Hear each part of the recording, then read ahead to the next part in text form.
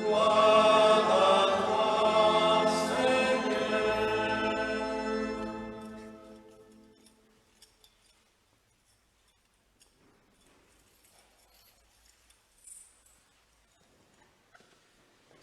En ce temps-là, Jésus disait à ses disciples, « Que votre cœur ne soit pas bouleversé. Vous croyez en Dieu, croyez aussi en moi. Dans la maison de mon Père, il y a de nombreuses demeures. Sinon, vous aurais-je dit, je pars vous préparer une place. Quand je serai parti vous préparer une place, je reviendrai et je vous emmènerai auprès de moi, afin que là où je suis, vous soyez vous aussi. Pour aller où je vais, vous savez le chemin. » Thomas lui dit, « Seigneur, nous ne savons pas où tu vas. Comment pourrions-nous savoir le chemin ?» Jésus lui répond, « Moi, je suis le chemin, la vérité et la vie. Personne ne va vers le Père sans passer par moi. Puisque vous me connaissez, vous connaîtrez aussi mon Père. Dès maintenant, vous le connaissez et vous l'avez vu. » Philippe lui dit, « Seigneur, montre-nous le Père, cela nous suffit. » Jésus lui répond, « Il y a si longtemps que je suis avec vous et tu ne me connais pas, Philippe? Celui qui m'a vu a vu le Père. Comment peux-tu dire, montre-nous le Père? Tu ne crois donc pas que je suis dans le Père et que le Père est en moi? Les paroles que je vous dis, je ne les dis pas de moi-même. Le Père qui demeure en moi fait ses propres œuvres. Croyez-moi, je suis dans le Père et le Père est en moi. Si vous ne me croyez pas, croyez du moins à cause des œuvres elles-mêmes. Amen, amen, je vous le dis, celui qui croit en moi fera les œuvres que je fais. Il en fera même de plus grandes, parce que je pars vers le Père. » Acclamons la parole de Dieu. Louange à toi, Seigneur Jésus.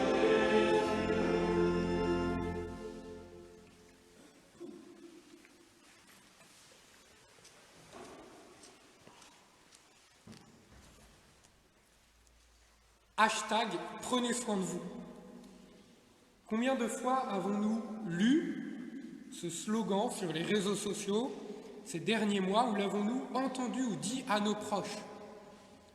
Je ne pourrais pas compter le nombre de fois où j'ai entendu des gens me dire « Surtout prends bien soin de toi ». Cependant, pour nous chrétiens, il nous faut nous demander que devons-nous nous souhaiter véritablement les uns les autres. L'épreuve de la pandémie nous invite à nous poser la question du sens profond de notre vie.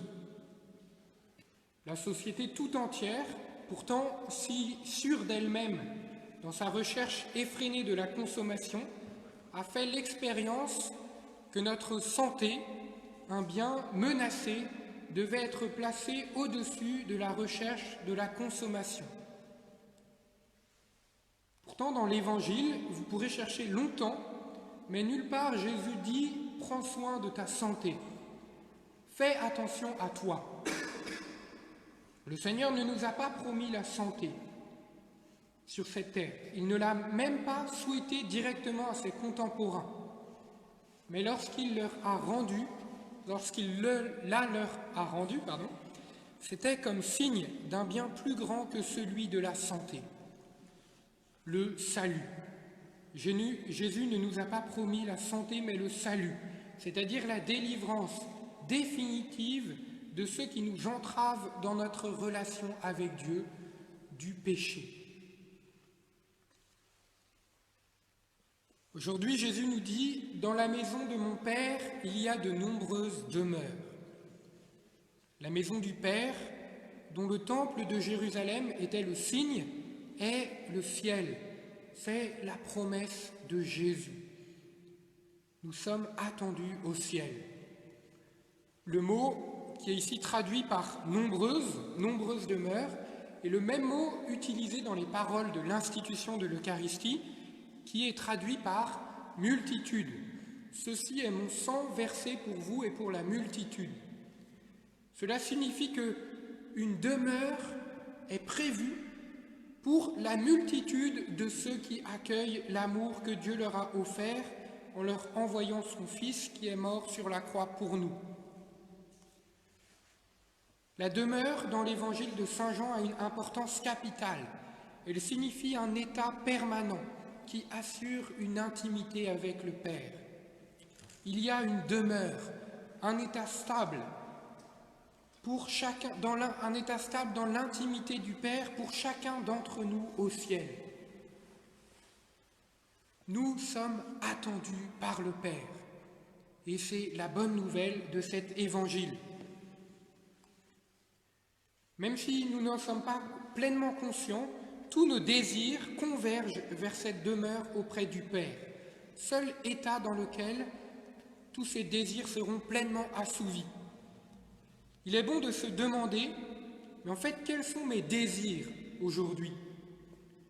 Certains se disent peut-être, mon désir, c'est d'obtenir tel ou tel travail, c'est que mes enfants réussissent à l'école, c'est que mes proches soient en bonne santé. Ou peut-être plus simplement aujourd'hui, c'est simplement de sortir de chez moi pour aller boire un verre avec des amis. C'est un très bon exercice de nous poser et de nous dire mais quels sont mes désirs? Je peux même peut-être les écrire sur un papier. Mais il y a un désir qui nous habite tous, que nous le sachions ou non.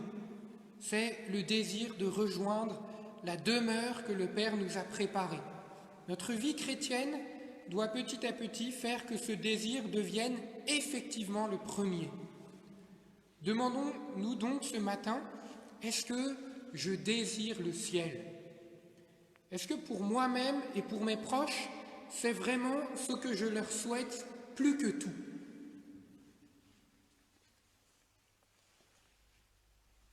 Le Seigneur dit aujourd'hui à ses apôtres que votre cœur ne soit pas bouleversé. Ça fait du bien d'entendre le Seigneur qui nous dit ça. Nous pouvons, dans cette messe, nous répéter dans notre cœur cette phrase. Jésus qui nous dit à chacun d'entre nous, ne sois pas bouleversé, aie confiance. Dans l'Évangile, nous sommes juste après l'épisode dans lequel Jésus est avec ses disciples. Il vient de leur laver les pieds et Judas l'a trahi avant que Jésus institue l'Eucharistie. Les disciples sont encore bouleversés par cette trahison de Judas, par cette atmosphère si particulière dans lequel ils sentent qu'il se passe quelque chose de grand, mais quelque chose aussi qui vient et qui fait que leur cœur est bouleversé. En effet, Jésus, au lendemain de cet évangile, va offrir sa vie en mourant sur la croix. Il aurait très bien pu leur dire « Unissez-vous à mon angoisse, car demain je vais mourir sur la croix. » Mais non, il leur dit « Que votre cœur ne soit pas bouleversé. » La paix intérieure, seule véritable paix que nous donne le Seigneur n'est pas la paix que nous promet le monde. Jésus ne nous a pas promis de nous épargner de la souffrance, de la mort, de la maladie, ni des épidémies. Le Seigneur nous a pourtant dit que si nous lui faisions confiance, notre vie prendrait un sens nouveau, car elle serait habitée de sa présence. Certains d'entre vous ont peut-être regardé, mardi soir, le beau reportage sur Sainte Thérèse de Lisieux, sur Secret d'Histoire. J'en profite pour faire un peu de pub parce qu'il est encore en replay, donc vous pouvez toujours aller le voir sur le site de France 3. Cette Sainte Thérèse de Lisieux, cette fameuse sainte qui nous a appris la voie de la confiance infinie en Dieu. Elle qui a été habitée de cette paix du Seigneur n'a pas été épargnée dans sa vie. Elle a perdu très jeune sa mère. Entré au Carmel, son père a été atteint de crises de folie jusqu'à être transféré dans un asile, puis la maladie s'est abattue sur elle-même, Sainte Thérèse, jusqu'à la faire mourir dans d'atroces souffrances à 24 ans. Pourtant, plus que personne peut-être, elle a reçu et vécu de ces paroles consolantes du Seigneur.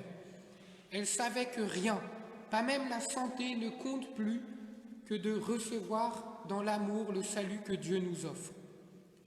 Elle disait « l'unique bonheur sur la terre, c'est de s'appliquer à toujours trouver délicieuse la part que Jésus nous donne.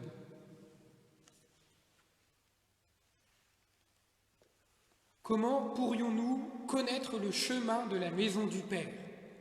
Cette question que saint Thomas pose, c'est peut-être aussi celle que nous nous posons, et à laquelle Jésus répond en disant « Je suis le chemin, la vérité et la vie, personne ne va vers le Père sans passer par moi. » Le Seigneur est le chemin qui nous conduit à la vraie vie, qui nous aide à accomplir ce pourquoi nous sommes faits. Dire « Mon désir est de rejoindre la maison du Père » n'est pas fuir la réalité de cette vie, mais au contraire, c'est la vivre pleinement. Une des préfaces du temps ordinaire dit que la vie éternelle a déjà commencé. C'est ce qu'avaient compris tous les saints. La sainteté est une vie terrestre, pleine et accomplie, la vie pour laquelle nous sommes faits. Ça n'est pas une réussite mondaine. Sainte Thérèse, décédée à 24 ans de maladie, ayant vécu cachée du monde en obéissant à une règle monastique austère, a eu un rayonnement qui dépasse celui de tous les grands de ce monde.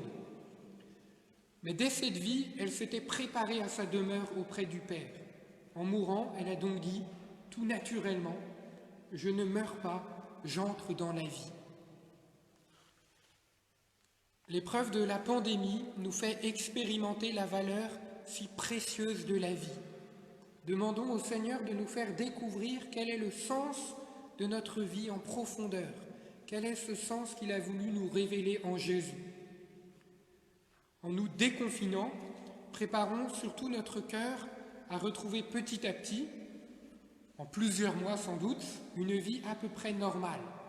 Mais pour bien vivre ce déconfinement, nous pouvons préparer une belle confession en relisant tout ce que nous avons vécu durant cette dernière semaine et aller chercher dans ce beau sacrement la miséricorde du Seigneur pour lui exprimer notre désir de sainteté. Ce serait si beau que tous les chrétiens, leur premier réflexe en sortant de chez eux lundi, ce soit d'aller demander à un prêtre de recevoir le pardon de Dieu, pour bien rebondir après ce temps de confinement. Je ne vous dis donc pas seulement prenez soin de vous, mais pourrait-on écrire en dessous de la vidéo #désirez le ciel. Amen.